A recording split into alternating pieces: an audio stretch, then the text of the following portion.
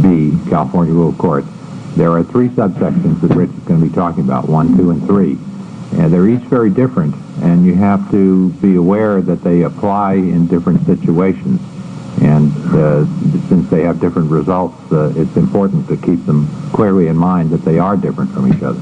Okay, the B1 documents, the ones that I'm talking about now, are medical and hospital reports, records and bills, documentary evidence of loss of income, property damage repair bills or estimates, and police reports about an accident, but the arbitrator cannot consider anything in a police report which deals with a conclusion as to ultimate fault. Right. As to those documents only, if you deliver copies of those to your opposing party at least 20 days prior to the hearing, they shall be admitted into evidence. Admissibility is established. Foundation is established. You do not have to bring in the author of the document in order to lay the foundation to get the document admitted. The opposing party, if he wants to contest that document, must subpoena the author of the document to come to the hearing to present whatever evidence would be appropriate in rebuttal. Now, do you want to use this rule? If you've got one of these kinds of documents, do you want to lay your foundation summarily without putting on the witness to do so? I think that by and large, keeping in mind the economical purpose of the arbitration hearing, you should use 1613B1. The only reason for not using it would be if you think that the process of laying foundation will present special kind of evidence which you think is persuasive in your case. If you think running through the litany of how a business record is kept will somehow enhance the reliability or the credibility of the piece of paper, then maybe it's worth doing so. But I think that by and large that's not going to be the case, and that you're better off saving the money, which is the purpose of the rule anyway. Rich, in commenting on saving money, it's another area that you can put $1 or $2 in your pocket, and that's in the area of medical and hospital reports, keeping in mind that when you first order them, when you're dealing with your friendly insurance adjuster at that level, that you may find use for that same document in your arbitration of the matter. So that gives some thought to educating your doctor in report writing if it's necessary. Nothing says you can't talk to the doctor ahead of time. There's nothing that says you can't feed the information that you want to have come back to the doctor. I'm not suggesting you tell him how to diagnose your case, but certainly in terms of construction of the report, you can tell him how you want that report written, and that report then goes in to educate the arbitrator. Keep that thought in mind. All right, if you decide that you want to use the live witness, remember all the other rules of evidence apply, and if you don't know how to lay a foundation for a business record, you may wish that you had invoked the rule. All right, the best evidence rule, it applies in arbitration proceedings, Evidence Code Section 1500. Bring the originals of all the documents to the hearing. Even though the document is otherwise admissible, if the other side wants to object on the best evidence rule, it's a valid objection, and you ought to make sure that you're prepared to meet it. Now this raises the issue is what happens to the original during the course of the hearing. Remember that there is the possibility of having a trial de novo after the arbitration hearing, which means that the original may be necessary to present to court later. You really want to turn it over to the lawyer arbitrator, hoping that someday you're going to get it back again. I think that that's a risky procedure. There's no procedure for the arbitrator to give you back your originals. The best thing to do on originals is bring them, show them around the room, and get a stipulation that the arbitrator can keep a copy, and you take the original home with you. If the other side will not agree to that, and the arbitrator is nasty enough to require that you leave the original in the custody of the arbitrator, make sure that you've got a procedure for getting it back again after the matter is resolved in case you need it. There's another sort of esoteric problem with original documents, and that is the problem dealing with cancelable instruments. A promissory note, for example, if you get a judgment on a promissory note, what happens in the clerk's office is the judgment is entered for a money amount, and then the clerk has got this terrific rubber stamp that goes on the face of the document that says, paid pursuant to judgment entered such and such day in book and page number such and such. That won't happen in an arbitration proceeding. If you get a judgment in an arbitration proceeding on a promissory note. There is no automatic mechanism for the document to be canceled. The arbitrator gives you a money judgment. That goes to the clerk, and the clerk enters a money judgment. The clerk never knew it was a promissory note.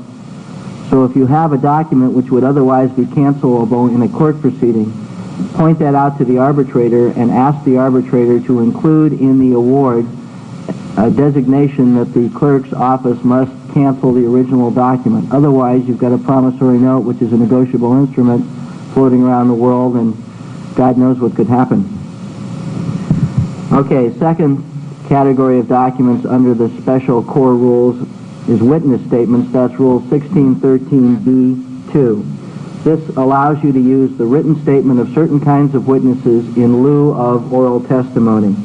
And the rule on this is fairly simple. If the statement is made in an affidavit or under penalty of perjury, and if a copy is delivered to the opposing side at least 20 days prior to the hearing, and if the opposing side has not objected within 10 days prior to the hearing by sending a written demand to you that the witness appear, then the witness statement is admissible as if the witness showed up.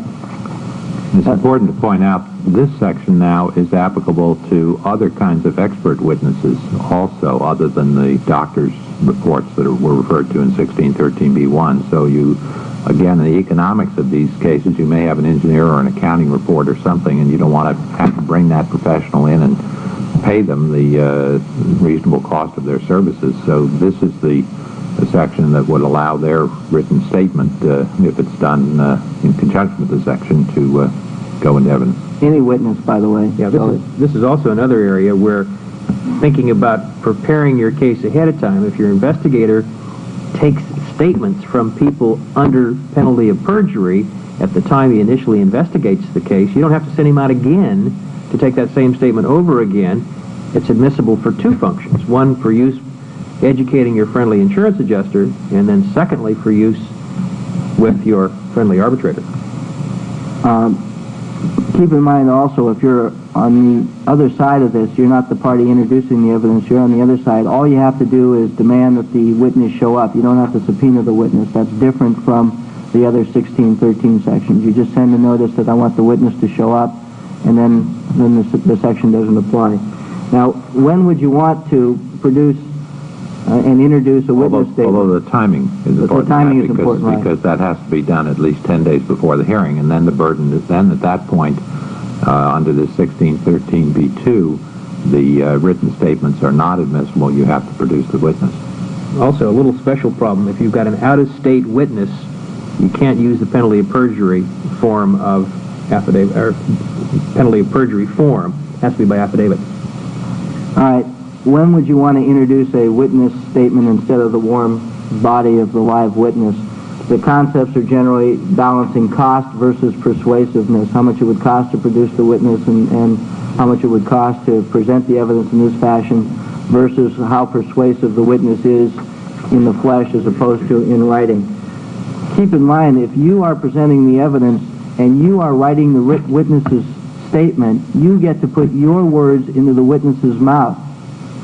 Most witnesses will not testify the way you prime them to at the hearing. You can write out the witness statement yourself, edit it, re-edit it until you've got it exactly the way you want, and so long as it still remains truthful, the witness will sign it, you'll get a much clearer, much better presentation of your evidence. It's a very important consideration. Also keep in mind that some of our brothers and sisters aren't quite as persuasive as others. Some of them aren't as pleasant to look at as others. Some people you simply don't want to bring as being your witness. It might be a lot easier to have an antiseptic piece of paper rather than a human being who's not believable simply because of facial characteristics or speech mannerisms or general countenance or whatever. You could avoid that problem by producing the written statement. Same is true if there's an unavailable witness. The witness statement is a good tool for overcoming the problem. Finally, the witness is immune from cross-examination. If you can get the written statement in, there's no cross-examination at all, and that may be an advantage to you as well. The converse of everything I just said is true when you as the lawyer decide whether you're going to allow this statement to come in or whether you're going to demand the production of the witness.